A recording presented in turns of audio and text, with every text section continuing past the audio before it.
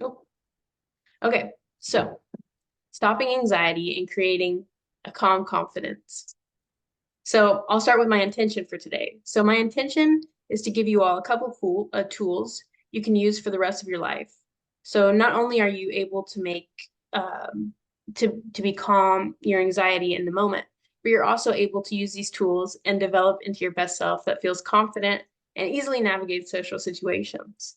You can be the charming, influential person everyone wants to be around, but it all starts from within.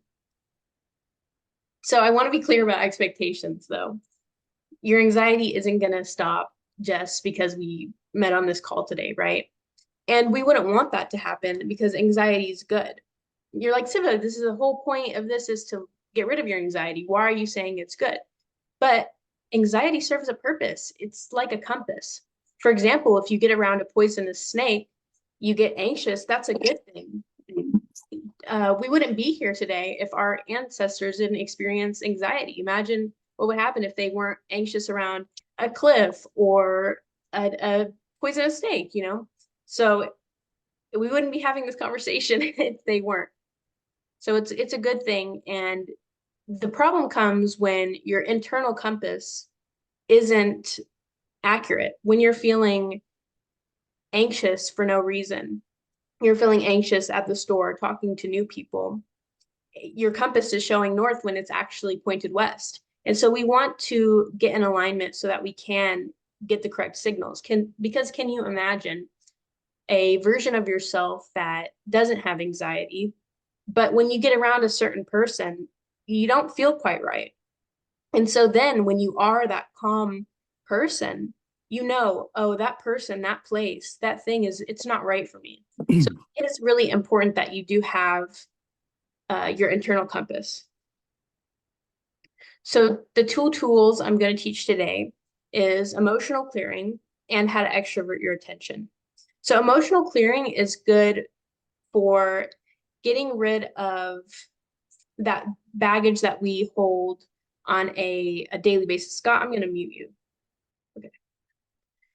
For that baggage that we kind of carry around on a daily basis, things from the past years, things that we just have a hard time letting go of, the anxiety that we have on a day-to-day basis.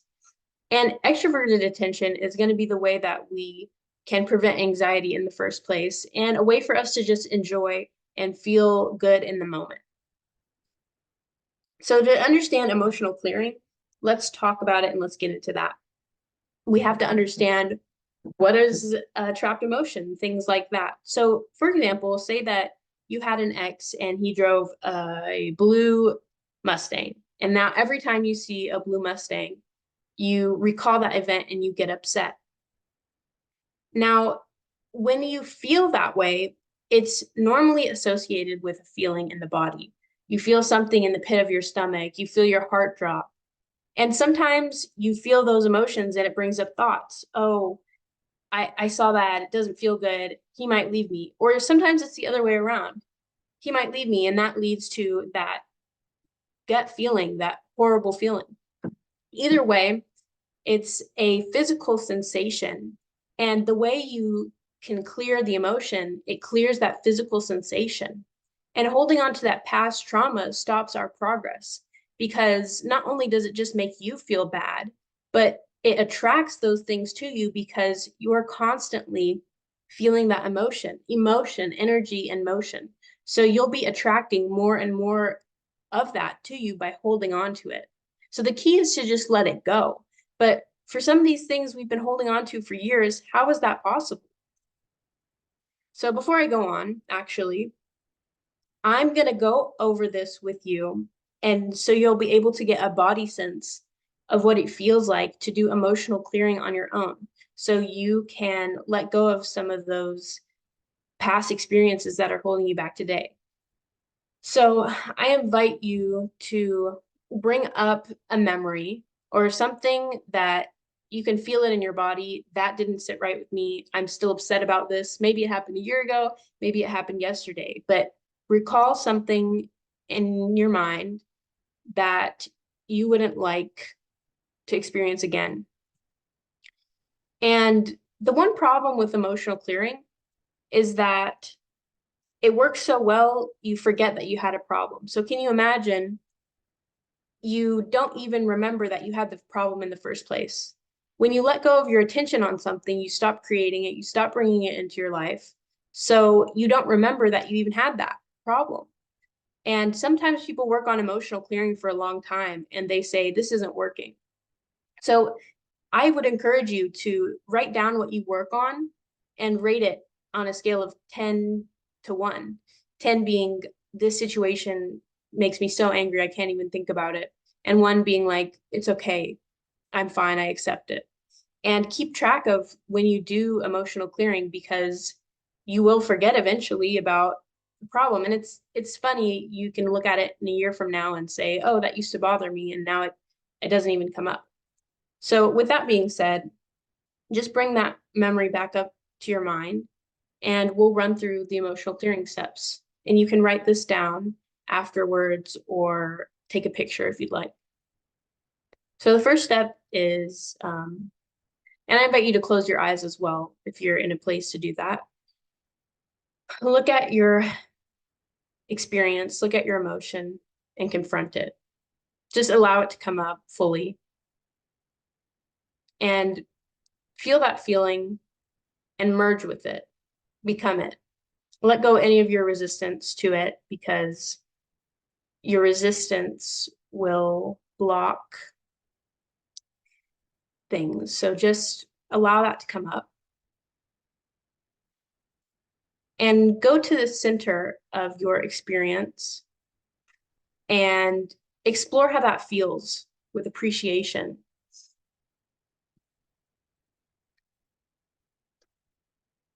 And while you're feeling that experience, can you feel where it is not? Can you feel the distance between your emotion and the right wall? Can you feel the distance between your emotion and your left foot? And can you give it a neutral name? This is an experience. This is emotion number 3. Now notice that it's not you, it's just a thought, and let it go. Decide to stop giving it attention because that wasn't the past, it's not the future. And choose what you'd like to instead. Bring up the picture, the emotion of what you would like instead, and merge with that and become it. If this situation comes up again, can you act from your desired reality? Can you act from this new experience? Now, open your eyes, and I'd encourage you to feel that again and write down your emotional charge to it now. Maybe you went from a 10 to a 9. Maybe you went from a 9 to a 5. But each time you do emotional clearing, it'll bring that down to the point where you do go ahead and forget about it. So if anyone needs, I can send you through this picture afterwards. But yeah, so when to use this? Anytime that you have a trigger come up or an emotional reaction that you don't prefer, because your resistance will keep those old traumas in place for years. Think about your resistance like a wall and your emotions like a flowing water. If you resist everything, the flow, it can't pass through. And so it won't ever be able to process. So allow yourself to let go and focus on what you prefer, because what you focus on expands. That's the root of all spiritual teachings. That's the root of manifestation. What you focus on expands, and that's what will be attracted to you and what you will create in your life. It's not a bad thing to get tattooed on your forehead. Just so you remember it, because what you focus on expands, and that's what you will create.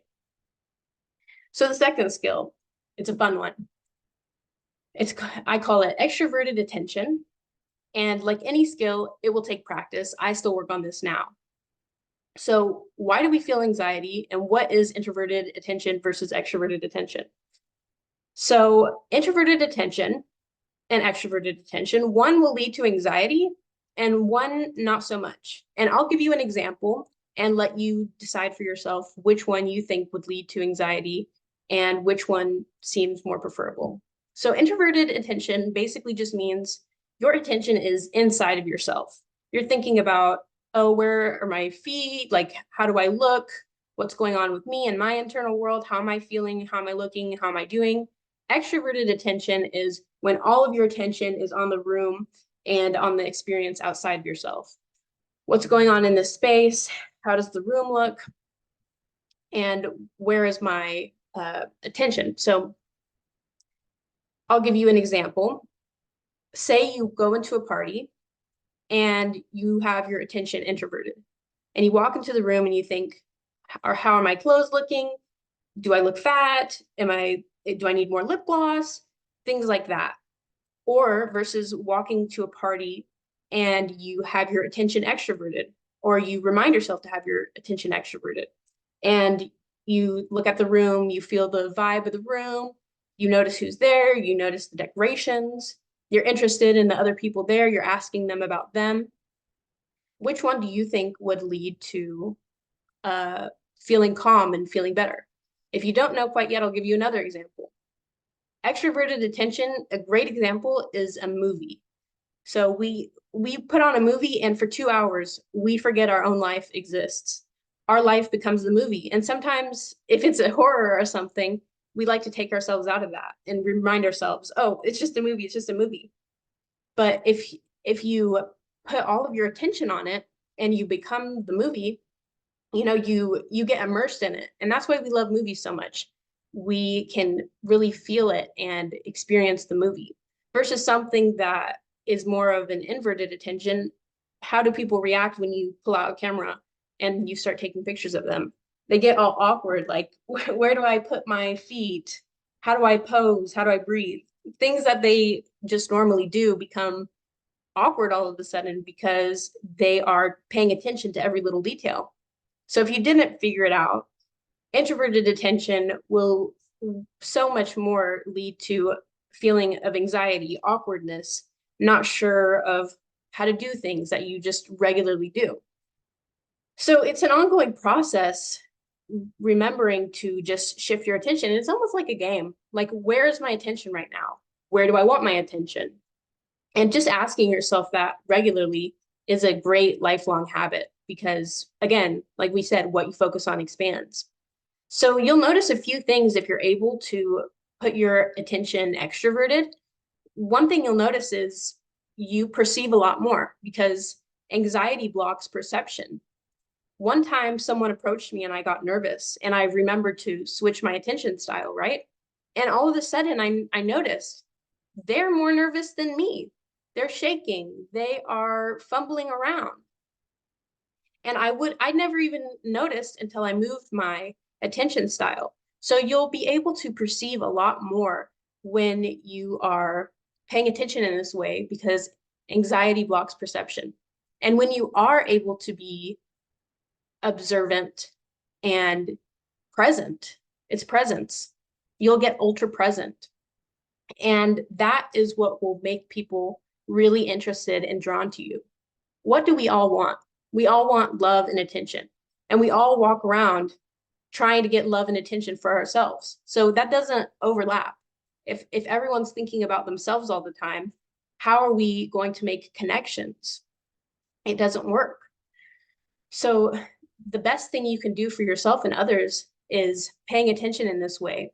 And that will make you magnanimous. People will be magnetically drawn to you. And that's like an example of celebrities. They're ultra present, they're just them, and people are very attracted to it. And the other thing you'll notice is that you just lose yourself in the moment. You just start to enjoy things more because you're not thinking about how do I look all the time. You're enjoying the experience and you're more interested in the other person. There's a charisma tip. Interesting people are interested. In order to look interesting, you need to be interested in other people.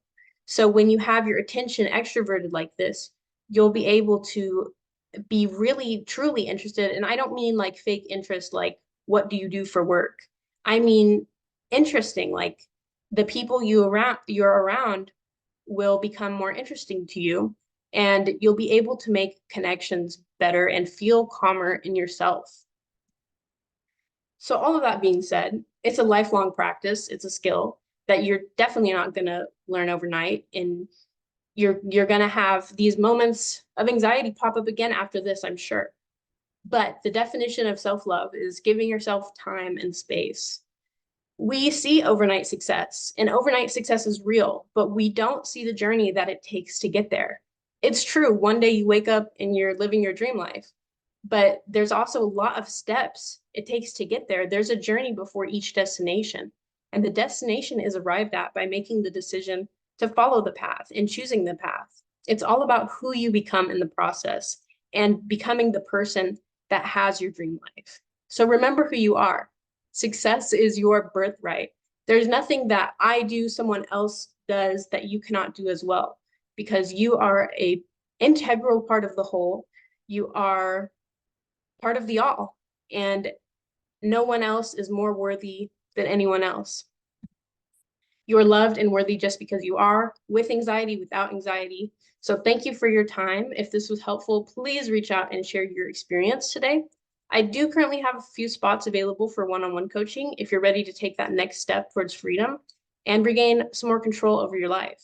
So for your homework this week, try out these new 2 tools and see what happens. Just look at it like an experiment or a game, see what happens. And it looks like we have a little bit of time, maybe 1 or 2 questions, if anyone has a question, comment, or concern.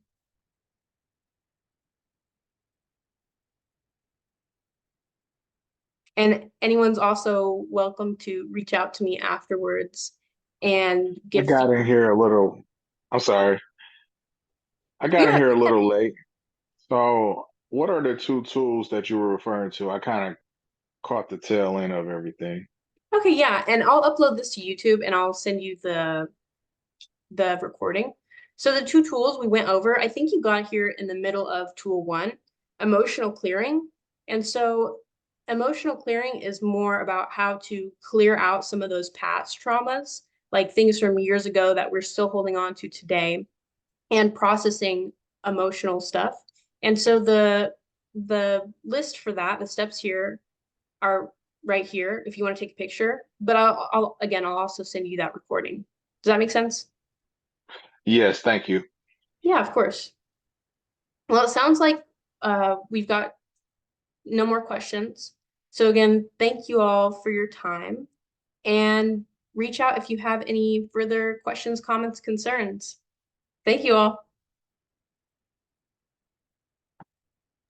Thank you. It was good. Thanks. I appreciate it.